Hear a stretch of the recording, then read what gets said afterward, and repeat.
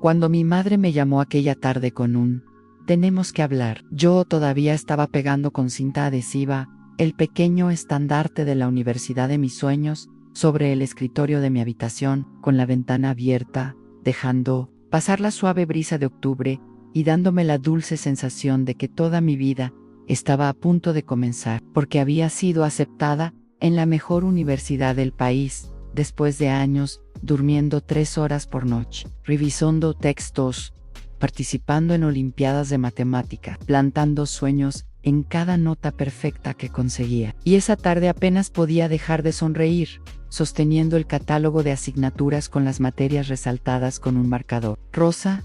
Mi futuro estaba allí, impreso, organizado, vivo. Solo había que esperar el día de la matrícula para que todo comenzara. Y cuando oí la voz de mi madre llamándome desde las escaleras, con un tono un poco forzado, intenté ignorarla por un segundo, todavía envuelta en esa felicidad sin culpa. Pero bajé con el corazón ligero, pensando que tal vez ella y mi padre querían darme una sorpresa o un regalo, algún detalle simbólico por ese logro del que decían estar tan orgullosos. Pero cuando entré en la sala los vi a los dos sentados uno al lado del otro, en el sofá, cogidos de la mano de forma artificial, como quien necesita armarse de valor para decir algo que sabe que va a doler.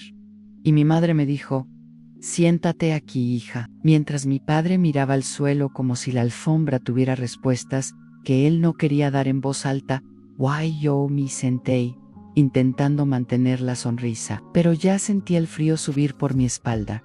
Y fue ella quien empezó a hablar, con una voz húmeda, demasiado dulce, la que siempre usaba cuando quería parecer compasiva, diciendo que tenían que ser sinceros, que había pasado algo, que no era por mala intención, que había sido un error, una inversión que parecía segura, una oportunidad de multiplicar lo que ya teníamos para que yo tuviera aún más comodidad en el futuro, que no era para hacerme daño, pero que el fondo universitario que habían creado desde que era pequeña simplemente ya no existía, que lo habían gastado todo, absolutamente todo, en una inversión que no había dado rendimiento y que el dinero había desaparecido.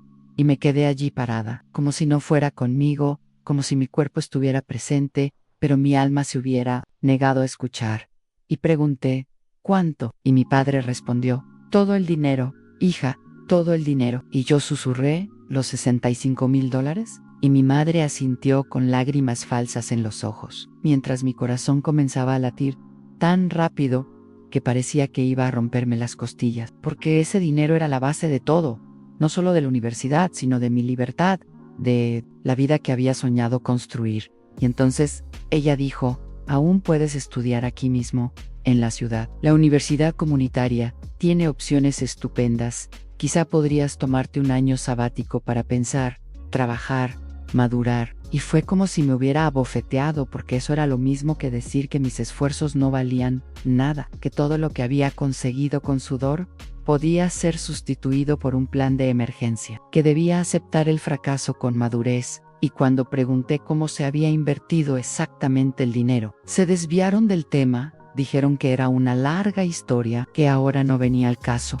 Y esa misma noche, escondida detrás de la puerta del pasillo, oí a mi hermano Daniel riéndose con mi padre y diciendo: "La fase 1 de la startup está asegurada. Papá, muchas gracias, el capital inicial ya está en la cuenta". Y mi padre respondió: "Esto es solo el comienzo, hijo, tu futuro será grandioso". Y mi madre, con una risa insoportable, añadió: "No te preocupes por Melissa, ella siempre ha sido fuerte, se las arreglará". Y allí supe, sin lugar a dudas, que no habían perdido mi dinero, lo habían desviado. Habían transferido hasta el último centavo del fondo, que era exclusivamente mío, para financiar el proyecto de mi hermano. El niño mimado, el protegido, el genio de las ideas que nunca funcionaban. Y de repente todo el dolor que sentía se convirtió en algo más duro, más frío, una rabia aguda que me cortaba por dentro como fragmentos de cristal, porque me habían mirado a los ojos y me habían mentido, habían elegido a mi hermano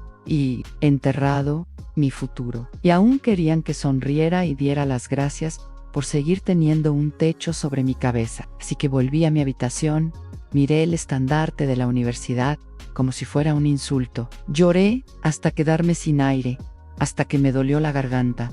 Y entonces me acordé de la abuela Isadora, que años atrás, en mi 16º cumpleaños, me dio un sobre con una cuenta bancaria a mi nombre, diciendo: esto es para cuando necesites huir o empezar de nuevo. Y en ese momento no lo entendí, pero ahora esas palabras tenían todo el sentido. Así que fui a mi armario. Cogí la carpeta donde guardaba los documentos y fui al banco, con las manos temblorosas, a preguntar cuánto había en esa cuenta. Y casi me derrumbo cuando la empleada me mostró el extracto a $28,000 que mi abuela había invertido en secreto, sin decirle nada a nadie, y que habían crecido gracias a inversiones que ella misma gestionaba en secreto, como si supiera que algún día sus hijos harían exactamente lo mismo por mí. Con ese dinero sabía que no podía pagar toda la universidad de mis sueños, pero podía buscar otras opciones. Así que me sumergí en becas, ayudas, envié redacciones, rellené formularios, hasta que me dolían las manos, y cada palabra que escribía era como un arma contra su mentira.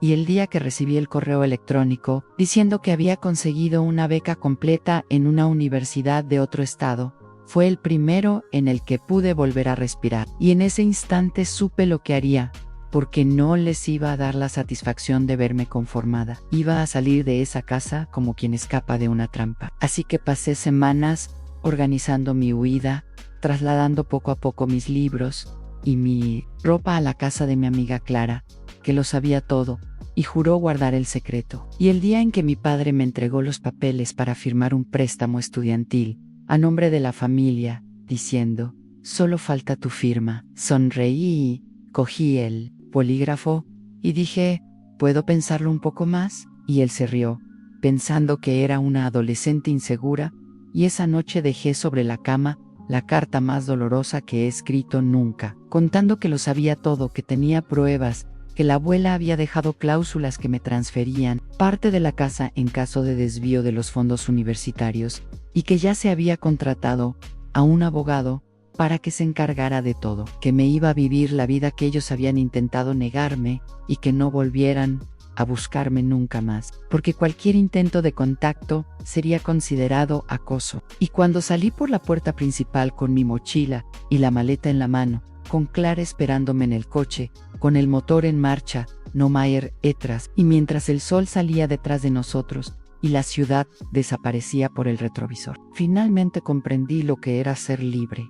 Y días después, ya instalada en la residencia de mi nueva universidad, recibí el primer mensaje de ellos: Melissa, tenemos que hablar, esto es un malentendido. Y luego vinieron otros, amenazas veladas, chantajes emocionales, hasta que el abogado envió la notificación formal sobre mi parte en la casa, y según Clara, que todavía hablaba con algunos vecinos, entraron en pánico, porque la startup de Daniel dependía de la casa como garantía para un préstamo que ahora ya no saldría, y con los bancos negándoles el crédito y los inversores retirándose. Todo empezó a desmoronarse, y al final, lo que habían construido con mentiras se convirtió en polvo, mientras yo, con una beca completa, una habitación pequeña pero mía, y una vida reconstruida, piedra a piedra, respiraba en paz, sin tener que pedir perdón por ser quien soy.